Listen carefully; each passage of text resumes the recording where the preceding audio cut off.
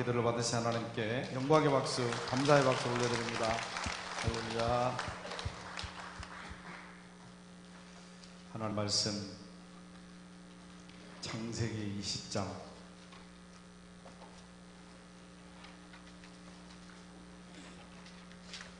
하나님 말씀 창세기 20장 1절로 18절까지 말씀, 구약성서 25쪽입니다.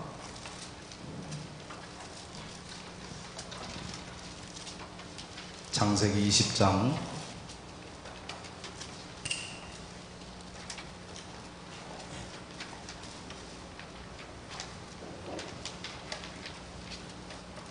창세기 20장 1절로 18절까지 말씀 교독합니다. 아브라함이 거기서 네게브 땅으로 옮겨가 가데스와 술 사이 그랄에 거류하며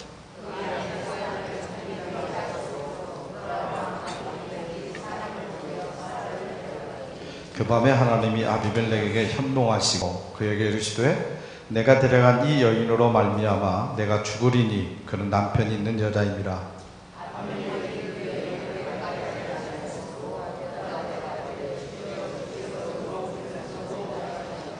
그가 나에게 이른데 누이라고 하지 아니하니까 그 여인도 그는 내 오랍이라 하였사오니 나는 온전한 마음과 깨끗한 손으로 이렇게 하였나이다.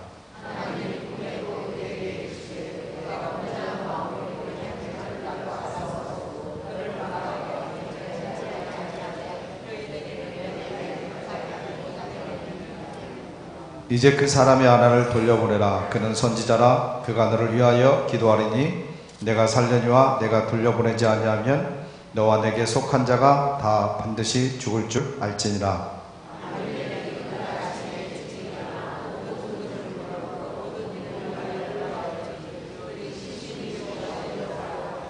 아비멜렉이 아브라함을 불러서 그에게 이르되 내가 어찌하여 우리에게 이렇게 하느냐?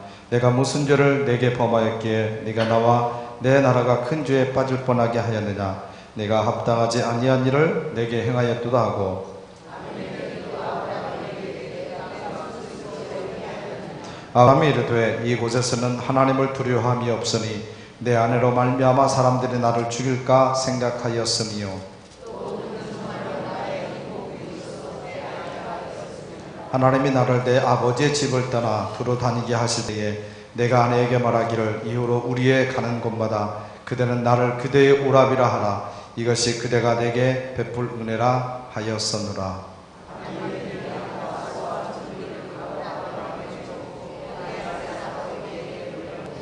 아브라함에게 이르되 내 땅이 내 앞에 있으니 내가 보기에 좋은 대로 거주하라 하고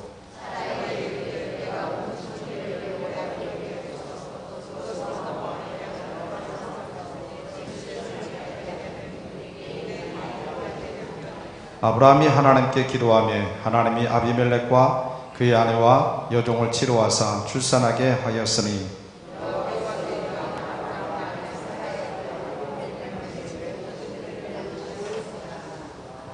아멘. 할렐루야. 우리 옆에 있는 분들하고 우리 인사 나눕니다. 잘 되고 있습니다.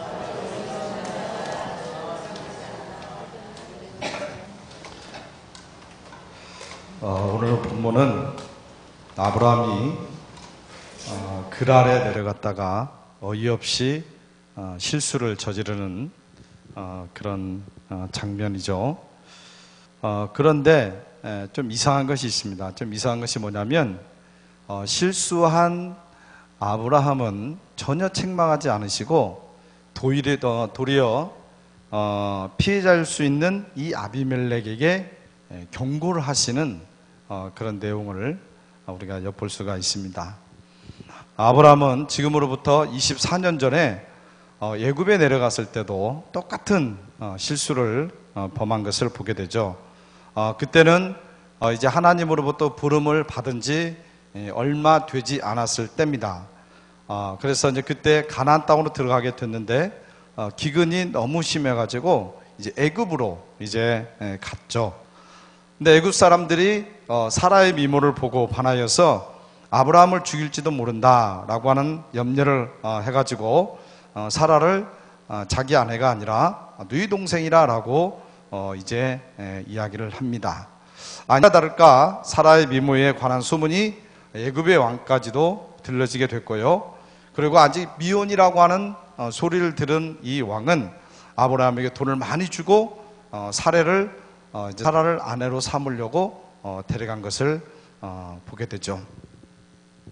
그때 당시에 아브라함은 하나님의 말씀에 순종하여서 본토 친척 아비의 집을 떠나서 이제 하나님의 말씀에 순종하여서 따라 나서긴 했지만 사실 아브라함에게 훈련된 믿음은 없었던 그런 시대입니다. 아직 믿음의 훈련이 되지 않았을 때예요.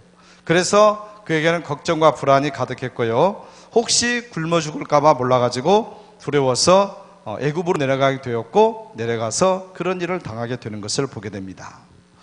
여러분, 아무리 하나님께 부름을 받은 하나님의 백성들이라고 할지라도 믿음이 연약하면, 믿음이 약해지면 대신 커지는 것이 있습니다. 염려와 불안이 생기게 될 줄로 믿습니다. 이것은 반비례예요. 그래서 믿음이 커지면 불안과 걱정은 점점 작아지는데, 믿음이 작아지면 불안과 걱정이 커지게 됩니다. 그래서 불안과 걱정이 커지게 되어지면 나타나는 현상이 뭐냐면 자꾸만 우리의 삶을 어떤 인간적인 꾀를 가지고 살아가려고 하게 되는 거죠. 그러니까 믿음이 있을 때는, 믿음이 담대할 때는, 믿음이 클 때는 뭐 여러 가지 보지 않고 믿음으로 살려고 애를 쓰게 되는데, 그러지 않을 때는 인간적인 꾀를 가지고 살려고 한답니다. 그러다가 결국은 어떻게 되죠? 실수를 저지르고 마는 거예요. 그리고 하나님을 걱정시키는 그런 사람이 될 수밖에 없다라고 하는 사실입니다. 여러분, 만약에 하나님께서 바로의 집에 재앙을 내리지 아니하셨다면 아브라함의 아내는 영원히 빼앗길 뻔하였습니다. 그러나 하나님은 바로 이 애굽 왕의 가정에 재앙을 내려서 사라를 범치 못하게 가로막으시고 아브라함의 실수를 덮어주시는 것을 보게 되는 거죠. 여러분, 이것은 전적인 하나님의 은혜인 줄로 믿습니다. 전적인 이건 하나님의 은혜예요. 그런데 이제 오늘 읽은 기사는 아브라함이 그 뒤로 24년이 지난 아주 이제 부자가 된 후에 저지른 실수입니다. 24년 동안 이제 많은 신앙의 경험을 이제 아브라함이 쌓게 돼요. 그런 아브라함이 실수를 하게 되는 것을 보게 되는 거죠. 이런 많은 믿음의 훈련을 받았잖아요. 조카에게 좋은 땅을 양보하면 자기와 자기 양떼들은 굶어 죽을 줄 알았습니다. 그런데 하나님께서 그 양들을 더 번성케 하실 뿐만 아니라 바로 보이는 모든 땅을 아브라함의 후손에게 주신다고 하는 약속도 주신 것을 보게 되는 거죠. 물질도 처음 실수할 때 애굽에 내려갔을 때에 비하면 아주 넉넉해졌고요. 또 하나님과 오랜 시간 동안 이제 사귐도 가졌고요. 그의 위치도 바뀌었고요. 예전에는 홀홀단신으로 본토 친척 아비의 집을 떠나게 됐지만 지금은 아닙니다. 자기 사병만으로도 엘림 왕 등 네 나라의 왕을 물리치고 소돔 왕 등 5왕들의 빼앗긴 5성의 왕들이 빼앗아간 그 물건을 되찾아올 정도로 그 지역에 아주 막강한 실력자가 된 것이 바로 아브라함입니다. 근데 그 정도 되어지면 이제 실수 같은 것은 별로 하지 않고 살겠구나라고 생각을 할 수 있을 겁니다.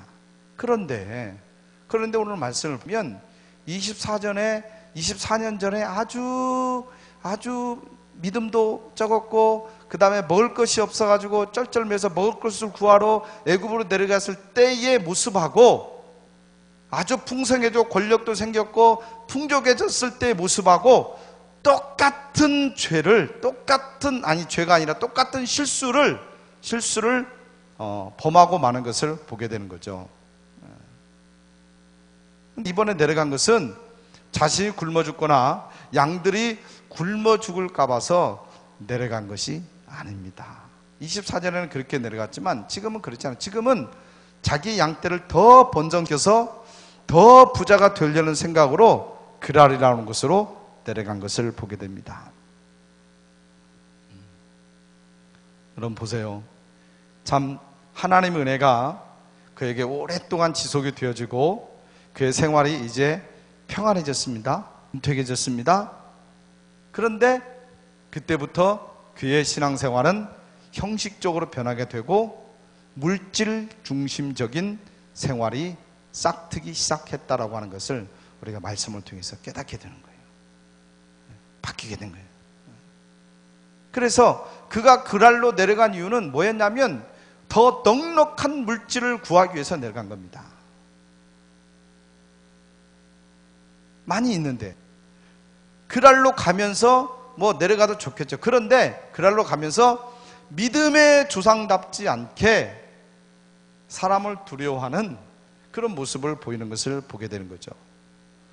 그런 내려가서 여기 사람들은 하나님을 두려워하지 아니하고 포악할 것이라고 그런 생각을 합니다. 그래서 하나님을 모르는 사람들 가운데서는 믿는 방법으로 살아봤자 통하지 않을 것이라고 그런 생각을 했던 겁니다.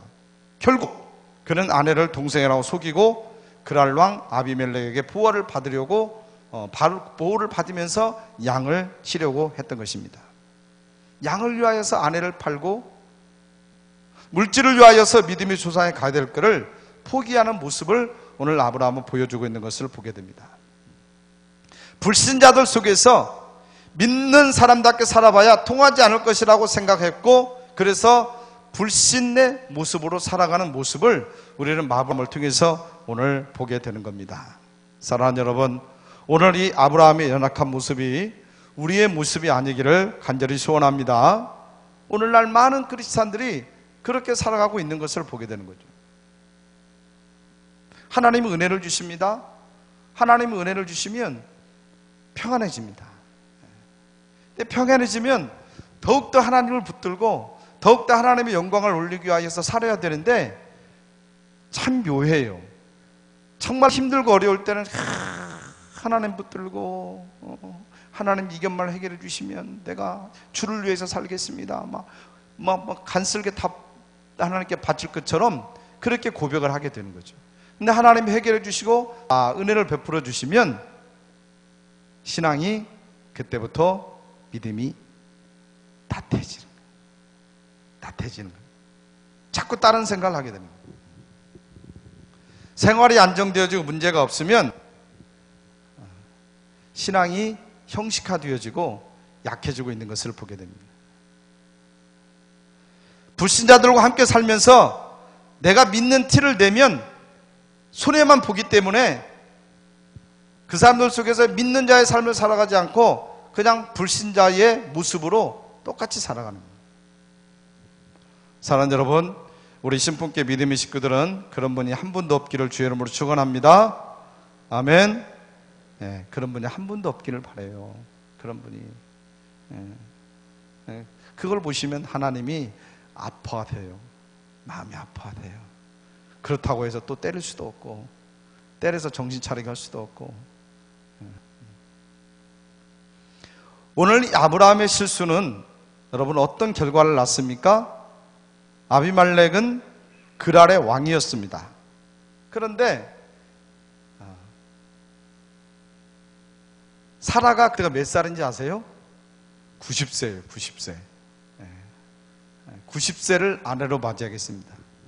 90세가 될 정도로 미모가 출중했는지 아니면 아브라함이 굉장한 힘을 가지고 있었기 때문에 아브라함과 정략적으로 동맹을 맺기 위하여서 사라와 여동생이라고 하니까 결혼을 하려고 했는지 그것은 잘 모르겠습니다.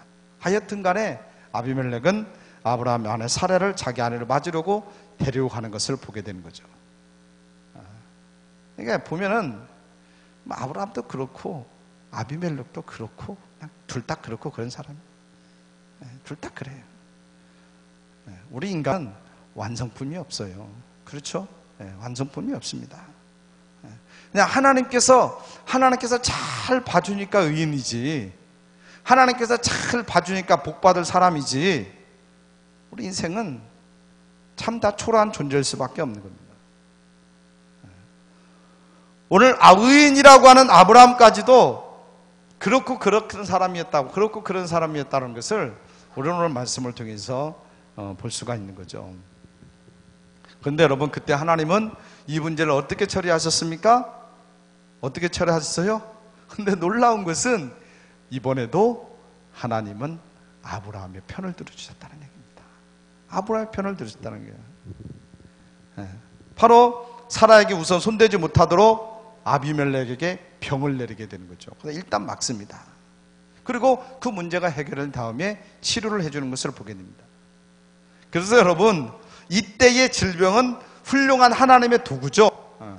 그래서 우리가 하나님이 원하지 않는 길을 갈 때에 그 길을 막으시는 하나의 방법이 질병일 수도 있는 겁니다.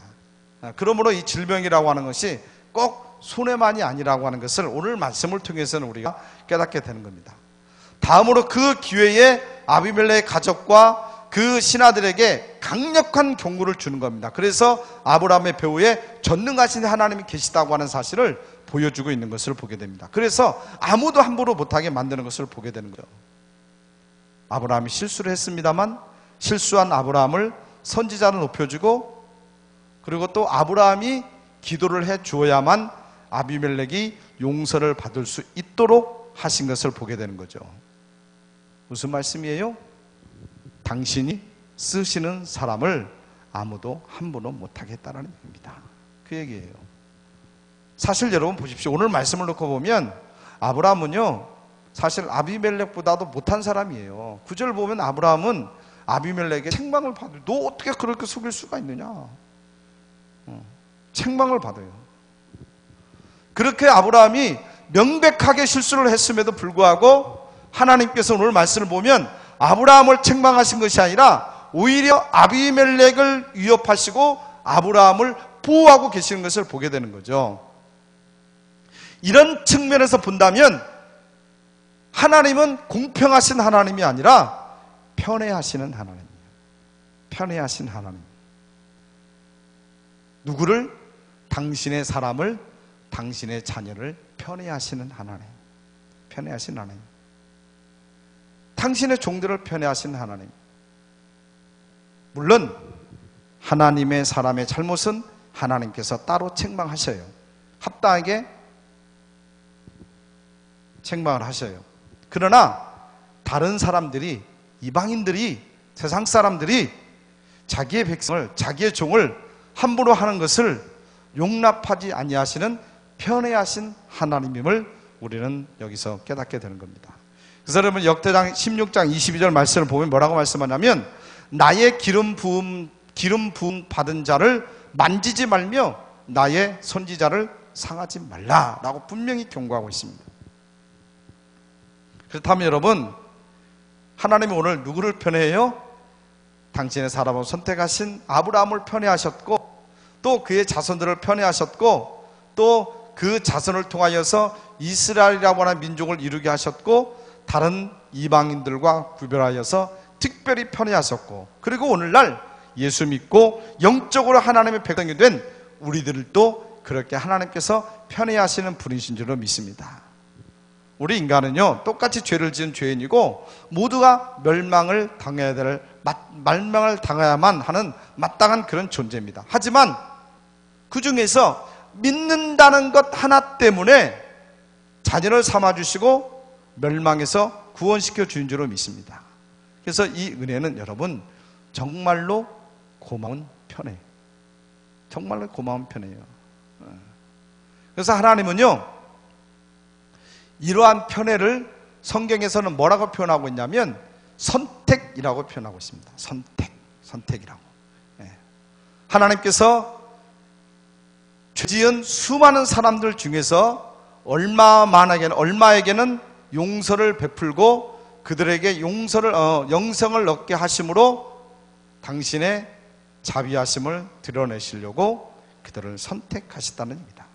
그래서 로마서 8장 30절을 보면 정하신 그들을 또한 부르시고 부르신 그들을 또한 의롭다 하시고 의롭다 하신 그들을 또한 영화롭게 하셨느니라 라고 말씀하고 있습니다. 그러니까 이것은 하나님께서 선택하신 사람들은 끝까지 책임져 주시고 구원하여 주신다고 하는 그런 약속을 주고 있는 것을 보게 됩니다. 그러면 여러분, 무엇을 보고 선택을 하셨습니까? 우리의 착한 행실이나 어떤 행함을 보고 우리를 선택했습니까? 아니라는 얘기입니다. 하나님의 선택은 철저히 하나님의 주관적이고 무조건적입니다. 하나님의 지혜와 하나님의 능력으로 선택을 하신 겁니다. 우리 인간의 행위가 거기에는 전혀 전혀 고려가 되지 않았습니다. 오직 하나님의 주권이다. 사랑하는 여러분, 우리 하나님께서 이 땅의 수많은 사람들 중에서 아무 조건 없이 나를 선택했다라고 하는 사실이 은혜 중에 은혜라고 하는 사실을 여러분 믿으시기를 간절히 원합니다. 또 한 번 선택한 우리는 절대로 하나님께서 싫으셔서 버리지 않겠다고 하는 것을 우리들에게 약속해 주셨습니다. 이것이 얼마나 은혜고 감사한지 모릅니다. 그리고 여러분, 하나님의 이 선택은 불변적입니다. 그래서 변경되지 않습니다. 취소되지 않습니다. 얼마나 은혜인지 모릅니다. 그러면 여러분, 하나님께서는 왜 이렇게 당신이 택한 사람들을 그토록 편애를 하시는가? 첫째는 뭐냐면 자신의 영광 때문인 줄은 믿습니다. 하나님은요, 하나님의 이름으로 일컬어지는 것을 아끼시고 보호하시는 분입니다. 그래서 일단 하나님의 것이 되면 그것을 감히 누구도 함부로 할 수 없도록 만드시는 것을 보게 되는 거죠. 그래서 하나님의 교회, 하나님의 사자, 하나님의 종, 하나님의 말씀, 하나님의 사람들, 바로 이런 것들은 하나님의 이름으로 철저하게 그들을 보호하고 계시는 줄은 믿습니다. 하나님의 종 모세가요, 아내가 있었죠. 아내가 있었는데, 뿔화가 있었는데, 아내가 있으면서도 검둥이 여인을 후처로 맞이한 적이 있습니다. 그렇죠? 명백한 실수였는데, 그래서 이 실수를 보고 사람들이 실망하고 비난을 합니다. 남들은 고사하고 그의 누이인 미리암과 형 아론도 그 사실에 대해서 비방을 하고 있는 것을 보게 됩니다. 그때 하나님께서 어떻게 하셨습니까? 모세의 죄가 명백함에도 불구하고 모세를 책망하지 아니하고 미리암과 이 아론이 정의롭다라고 하나님께서 칭찬하지 않으신 것을 보게 됩니다. 너희가 감히 내 종을 조롱하느냐? 너희들에게 그럴 자격이 있느냐? 그러면서 미리암은 문둥병이 들게 해서 그의 쌀을 썩게 만든 것을 보게 됩니다. 그리고 모세를 불평했던 이스라엘 백성들은 불과 지진으로 엎으신 것을 보게 되는 거죠.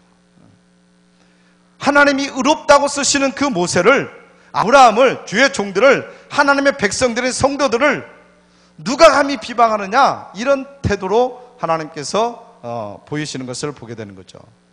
그러므로 여러분, 우리 모두는 하나님의 것을 함부로 대하지 마시기를 간절히 원합니다. 그리고 나도 하나님의 선택하신 하나님의 자녀라고 하는 것을 우리가 기억하고 자부심을 가지고 생활할 수 있는 저와 여러분이 되시기를 주님의 이름으로 축원합니다. 여러분, 예수 믿는 걸 자랑하십시오. 창피하지 마십시오. 예수 믿는 걸. 어떤 분들은 예수 믿는 걸 창피하는 분도 있습니다. 숨깁니다. 그럴 필요 없습니다. 여러분, 자랑하십시오. 얼마나 큰 자랑인지 모릅니다. 두 번째는 왜 하나님께서 선택한 자녀들에게 편애하시는가? 바로 예수 그리스도의 공로 때문인 줄은 믿습니다. 하나님께서는요, 예수님께서 우리를 위하여서 십자가에 죽으시는 모습을 보셨습니다. 그러므로 하나님은 당신의 아들을 죽기까지 하면서 사랑한 그 인생들을 당신의 친아들처럼 아끼시게 되는 거예요. 사랑하게 되는 거예요. 여러분 보십시오. 우리가 선글라스를 끼고 보면 어떤 선글라스를 끼고 색안경을 쓰고 보느냐에 따라서 세상이 달라 보입니다. 파란 안경을 쓰면 모든 것들이 다 파랗게 보이는 거죠. 그렇죠? 네. 마찬가지로 우리 하나님도 우리를 보실 때 그리스도를 통하여서 우리를 보시는 줄로 믿습니다. 그래서 우리 주님의 공로를 생각하면서 우리를 보시게 되는 거예요. 그래서 여러분, 우리의 못난 것들이 덮어지고 우리들이 귀하게 여겨지게 되어지는 겁니다. 정말로 주님은 우리를 거룩하고 흠이 없게 하여서 하나님 앞에 세우려고 십자가에 우리의 모든 죄를 다 못 받고 덮으신 걸로 우리는 고백을 하고 있습니다. 또 그게 사실이고요. 바로 하나님은 우리 대신 죽으신 그리스도의 공로를 통해서 우리를 보시기 때문에 우리들을 귀하게만 보신다고 하는 것을 우리가 깨닫게 됩니다. 민수기 23장 1절을 보면은요, 여호와는 야곱의 허물을 보지 아니하시며 이스라엘의 패역을 보지 아니하시는도다. 또 민수기 24장 5절을 보면은요, 야곱이여 내 장막이 이스라엘이여 내 거처가 어찌 그리 아름다운고, 이렇게 고백을 말씀하고 있습니다. 여러분 보십시오. 우리가 이스라엘 역사를 보면 이스라엘이 언제 하나님께 아름답게 살았습니까? 애굽에서도 가나안에서도 왕국 시절에도 단 한 번도 없었어요. 한 번도. 그들의 단 한 번도 하나님 보시기에 합당한 삶을 살아갈 때가 없었습니다. 그런데도 하나님은 말씀을 하고 네가 어찌 그리 아름다우냐? 무슨 말씀이에요? 우리를 용서하시기 위해 하나님께 순종하고 죽으신 예수 그리스도 안에서 그를 바라보기 때문에, 그렇기 때문에 우리가 아름답게 보이는 겁니다. 여러분, 하나님은 우리 주님의 편인 줄을 믿습니다. 그래서 우리 주님의 당신의 아들인 그리스도가 사랑하여 죽기까지 한 우리 성도들을 자기 아들만큼 사랑하면서 보시게 되어지는 겁니다. 지금도요, 우리를 정죄하시는 사단 앞에서 정말로 내가 어렵다고 했는데 누가 감히 너희를 정죄한단 말이냐, 내가 용서하고 상하는데 누가 감히 이러쿵저러쿵 시비를 건단 말이냐 하시면서 우리의 편을 들어주시는 바로 아버지가 우리 하나님이신 줄을 믿습니다. 그러면서 하나님께서는 우리에게 이런 말씀을 하시는 거예요. 내가 세상 사람들 앞에서 너희들을 떳떳하게 좀 자랑할 수 있도록 이 사람을 좀 봐라, 이 사람이 내가 사랑하는 사람이다 라고 할 수 있도록 온전한 신자가 좀 되었으면 좋겠다 라고 우리들에게 말씀하고 계시는 겁니다. 우리가 그의 사랑에 부응하지 못하면 하나님은 배신감을 느끼게 되는 거죠. 진노하게 되시는 거죠. 그래서 그럴 때는 남의 자식의 손에 남의 자식의 손에 내어 맡기는 것을 보게 되는 겁니다.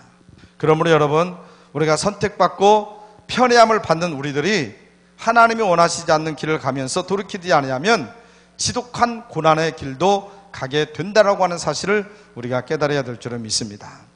사랑하는 여러분, 우리 하나님은 집요하게 당신의 백성들을 추적하면서 보호하고 계시는 줄을 믿습니다. 그러나 죄의 길로 가면 집요하게 질투하면서 짹짹질을 하시는 분이 바로 우리 하나님이세요. 그 짹짹의 결과는 고난일 수밖에 없는 거죠. 그렇지 않겠습니까? 그러므로 여러분, 정말로 하나님 백성된 우리는 하나님의 말씀에 따라서 믿음의 방법으로 살아야 될 줄을 믿습니다. 할렐루야. 정말로 이것이 하나님을 기쁘게 하고 우리가 날마다 복을 누리게 되는 유일한 방법이 되어지는 겁니다. 그 기대를 외면하지 않는 우리 모두가 되시기를 주님의 이름으로 간절히 축원합니다. 하나님께서 우리를 선택하시고 편애하시는 사람답게 우리는 거룩하게 살아야 되는 거예요. 남들은 그렇게 살아간다 할지라도 우리는 언제 어디서라도 믿음의 방법을 가지고 살아가야 될 줄을 믿습니다. 풍부에 취할지라도 빈곤에 취할지라도 어떤 환경 속에서도 우리는 믿음을 잃어서는 안 된다는 얘기입니다. 사랑하는 여러분, 세상을 두려워하지 말고 담대하게 살아시기를 원합니다. 하나님을 사랑하면서 복음을 전하며 살아갈 수 있는 우리 모두가 되시기를 간절히 원합니다. 그래서 하나님께서 편애하시는, 하나님께서 편들어 주시는 그 자녀답게 정말로 하나님께서 우리를 편들어 주실 때에 기쁨으로 편들어 줄 수 있는 그런 우리의 삶이 되시기를 주님의 이름으로 간절히 축원합니다. 하나님 아버지, 감사합니다. 참으로 죽을 수밖에 없는 저희들, 그러나 예수 공로로 저희들 구원받게 하여 주시고 예수를 통하여서 우리들을 바라보심으로 우리를 늘 편애하고 계심을 진심으로 감사드립니다.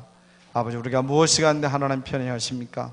아버지 하나님, 그 편애하심에 합당하게 하나님께 영광 돌리는 우리 모두가 될 수 있도록 인도하여 주시옵소서. 아버지 하나님, 어떤 환경 속에서도 아버지 하나님 실수하지 아니하고 어떤 환경 속에서도 믿음을 떠나지 아니하고 오직 하나님 신앙으로 온전한 믿음으로 살아갈 수 있는 우리가 되어지게 하여 주시옵기를 간절히 원합니다.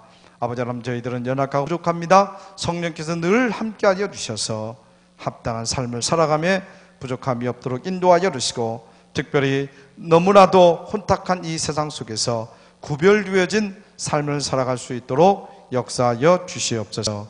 예수님의 이름으로 기도드리옵나이다. 아멘.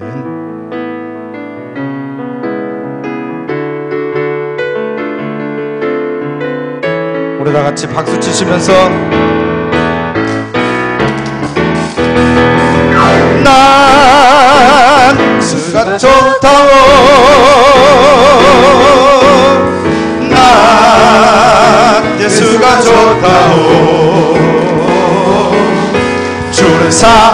사랑한다던 베드로 고백처럼